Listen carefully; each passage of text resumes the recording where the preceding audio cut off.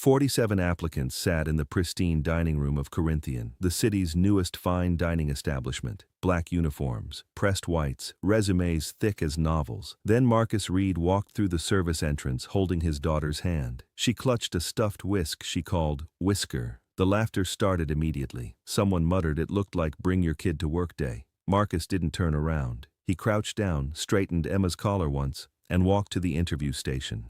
6 hours later, when the Michelin inspector arrived unannounced and the new head chef collapsed under pressure, Marcus would be the only person in that kitchen who knew how to save them. The woman who had dismissed him at the door would learn exactly what she'd almost thrown away. Marcus Reid was 34 years old. He woke at 4:47 every morning, made breakfast for Emma, checked the handwritten schedule on the refrigerator, and walked her to Grace Hartman's house 3 blocks away. Grace was 61, had worked as a pastry chef for 40 years, and had quietly filled a space in Emma's life that neither of them named aloud. Then Marcus went to work at Marco's Bistro, a neighborhood place where he worked the line for $18 an hour and asked no one for anything. His wife Sarah had died in a car accident 3 years earlier. Emma had been 4. The medical bills had taken everything except the apartment and the discipline Marcus had learned in kitchens that did not forgive mistakes. He did not talk about Sarah except when Emma asked, and when she asked, he answered fully. Emma was 7, missing a front tooth, and deeply attached to Whisker, a small stuffed whisk Sarah had bought her the day before the accident because Emma had wanted to cook like Daddy. The toy had lost most of its wire details and been repaired twice. Emma did not care. Anton Reeves was the only person at Marco's who knew what Marcus had been before. He was 58, had worked sous chef at Le Bernardin for 12 years, and had the useful quality of knowing when to speak and when to simply stand beside someone in silence. On Friday evenings, he sometimes brought coffee, and they would prep in quiet companionship. He had watched Marcus for 3 months before saying anything. Then, one night, while breaking down the station, he'd said quietly, "I worked a charity event in 2015. You ran the kitchen, 16 stations, 400 guests. Not a single plate went out late." Marcus had looked at him for a long moment. Anton had simply nodded and gone back to work. Victoria Chen had purchased Corinthian 6 months earlier. She was 29, Oxford-educated, with a trust fund and a vision. She wanted a Michelin star within 2 years. She had hired James Whitmore, a celebrity chef with television credentials and a following, to run the kitchen. She had invested $2.3 million in renovations. Everything was scheduled, calculated, and timed for perfection. What she did not have was experience with what happened when the schedule broke. The invitation had come through the Culinary job board. Head chef interviews, Corinthian. Invitation only. Marcus had not applied. Someone had submitted his name.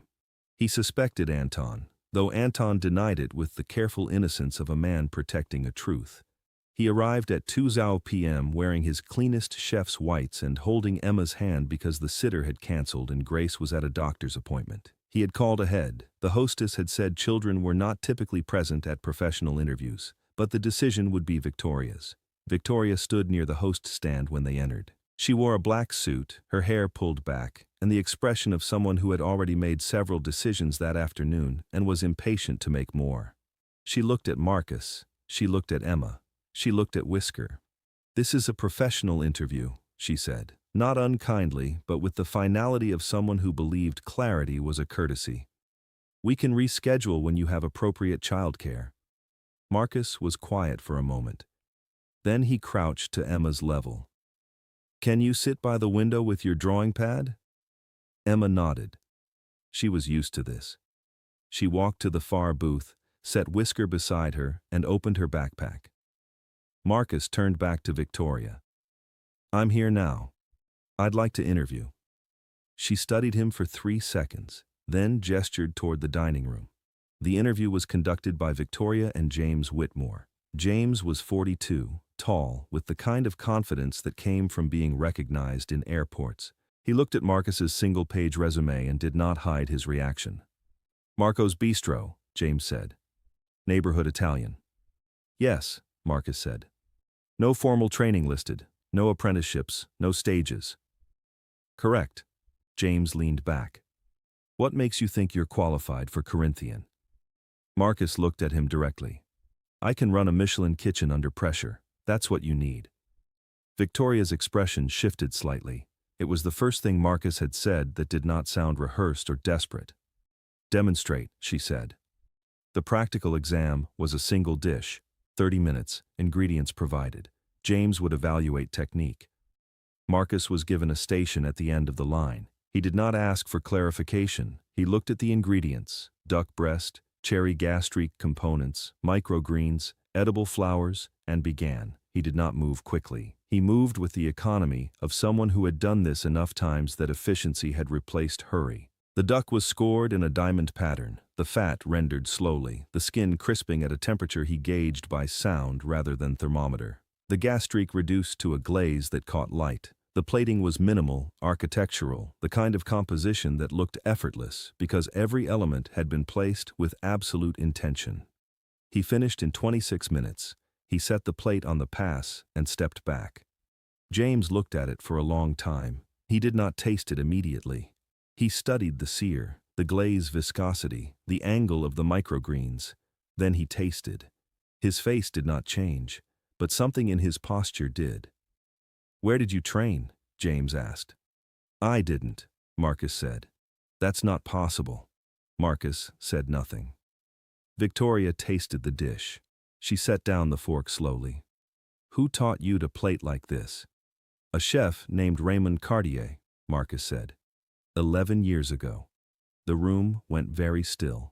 Raymond Cartier had held 3 Michelin stars for 15 years before retiring. He had trained more Michelin chefs than any other single mentor in North America. He had also been famously selective, taking only 2 or 3 apprentices per decade. Marcus had been 22 when Raymond had found him working a farmer's market pop-up, cooking with equipment most chefs would have considered beneath them. Raymond had tasted one dish, asked 3 questions, and offered Marcus a position that afternoon. The training had been 4 years of 18-hour days, techniques repeated until muscle memory replaced thought, and standards so uncompromising that Marcus had once redone a sauce 11 times before Raymond had given a single nod of approval. "Raymond doesn't teach anymore," Victoria said. "He doesn't," Marcus agreed. Anton appeared in the kitchen doorway. He had not been invited to the interview. He leaned against the frame and said quietly, "Raymond taught Marcus for 4 years. Marcus went on to consult for 8 Michelin kitchens in this city. He wrote the training protocols half of them still use. Then his wife died and he disappeared." James turned to Marcus. "Why didn't you put that on your resume?" "Because it's not who I am now," Marcus said. Victoria hired James Whitmore. She made the announcement that evening. Marcus received a polite rejection email thanking him for his time. He read it at the kitchen table while Emma practiced writing her name in careful block letters. He did not feel surprised. He felt tired. 3 weeks later, Corinthian opened. The reservations were full for 6 months. The press coverage was extensive. James Whitmore gave interviews about his vision, his philosophy, his commitment to excellence. On opening night, a Michelin inspector arrived unannounced at 7:45 p.m. The kitchen had been running for 2 hours. The rhythm was tight, professional. Then the inspector ordered the tasting menu. 12 courses. Each one a test. By the 4th course, James was sweating. By the 7th, his hands were shaking. The inspector sent back the 8th course. The quail was overcooked by 30 seconds. In a Michelin kitchen, 30 seconds was the difference between a star and a failure. James stepped off the line. He walked into the office, sat down, and did not come back out. Victoria found him there at 9:17 p.m. The dining room was full. The inspector was on course 9. The kitchen had no head chef. She called the only number she could think of. Marcus was reading to Emma when the phone rang. He looked at the screen, saw Victoria's name, and almost didn't answer. Then he did. "I need you here," she said. No preamble. James walked out. "The Michelin inspector is in the dining room. I'm 20 minutes from disaster." Marcus was quiet for a moment. "What are you offering?" "Whatever you want." "That's not what I asked." She paused. "What do you want?" "A position for Anton Reeves as sous. A policy that no chef works more than 12 hours without a break. And my daughter's name on a plaque in the kitchen, not for recognition. So she knows her father works somewhere that remembers what matters." "Done," Victoria said. Marcus called Grace. She answered on the first ring. 23 minutes later, Marcus walked into Corinthian's kitchen. The line was in controlled chaos. 3 courses behind, 2 stations running cold, the pastry chef near tears. He did not announce himself. He tied on an apron, stepped to the pass, and said clearly, "Course 9, halibut. Who's on fish?" The room shifted. Every chef on the line turned. They knew the voice, even if they didn't recognize the face. It was the voice of someone who had run kitchens like this when most of them were still in culinary school. For the next 90 minutes, Marcus ran the kitchen the way a conductor runs an orchestra. He did not yell. He did not rush. He redistributed stations, adjusted timing, rebuilt the rhythm until the line moved like a single organism. Course 9 went out perfect. So did 10, 11, 12. The inspector finished at 11:34 p.m. She left no comment, only her card. In Michelin evaluation, silence was provisional approval. When the dining room cleared, Victoria stood in the kitchen doorway. The staff was cleaning in the particular exhausted silence that follows a crisis, barely survived. "I'm sorry," she said, to Marcus, in front of everyone. "I looked at you that day and saw what I expected to see. I didn't see what was there." Marcus was wiping down his station. He did not stop. "You hired the résumé instead of the chef." "I did." He set down the cloth. "It's a common mistake. You won't make it again." That night, Victoria drove Marcus home. He had not asked for the ride. She had simply walked to her car and waited. They drove in silence for the first 10 minutes. Then she said, "Why did you stop consulting?" Marcus looked out the window. "Sarah got sick 6 months before she died. The insurance covered most of it, not all of it. I needed steady money, not project work. So I took the line position at Marco's." He was quiet for a moment. "After she was gone, I stayed because Emma needed routine more than I needed a title." Victoria pulled up outside his building. She kept the car running. "I built Corinthian because I wanted to prove I could do something my family didn't hand me. I thought that meant doing it alone, doing it fast, doing it my way." She looked at him. "I almost destroyed it in 3 weeks." "You called the right person," Marcus said. "I called the person I should have hired in the first place." The first week, Marcus restructured everything. He rewrote the prep schedule, redesigned 3 stations for better flow, and spent an hour each morning training the line on the timing sequences that made the difference between good and precise. Victoria watched from the office window. She had expected arrogance, the kind of performance that came with rescued reputations. What she saw instead was a man teaching a young prep cook the correct angle to hold a knife with the same patience he probably used with his daughter. On Thursday evening, Emma came to the kitchen. Grace had brought her after closing at Marcus's quiet request. The dining room was empty, the lights half dimmed. Emma stood at the kitchen entrance, holding whisker and looking at the gleaming equipment with the careful attention of someone entering a place that mattered. Marcus crouched down. "Want to see where I work?" She nodded. He walked her through the stations, explaining each one in the simple language he'd learned from Sarah, who had always said the best teachers were the ones who remembered what it felt like not to know. Emma listened with the seriousness she brought to important things. When they reached the pass, Marcus lifted her up so she could see the whole kitchen from the chef's position. "This is where the food goes out?" she asked. "This is where everything comes together," he said. Victoria stood in the office doorway, watching. She did not interrupt. She had been taught that leadership meant decisive action, quick judgment, visible control.